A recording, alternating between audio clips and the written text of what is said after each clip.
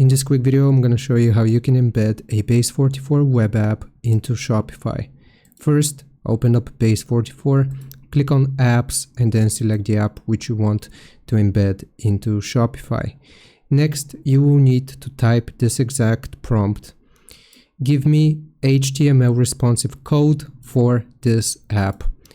The Base44 platform is going to think for about 1 minute and then it's going to give you this code. Simply copy this code all the way down like so, right click, copy, and then open up Shopify. From here, if you are on the home screen, you want to scroll down until you see online store, click on it, then themes, and then you will scroll down and select edit theme. From here, what we need to do is to add a section. So just click on add section where you want this web app and select custom liquid.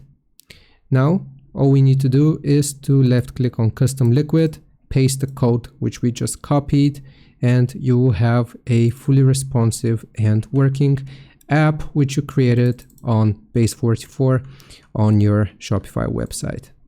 I hope this helps. Make sure you save before you leave. I hope this helps. Leave a like and sub. I'll see you next time.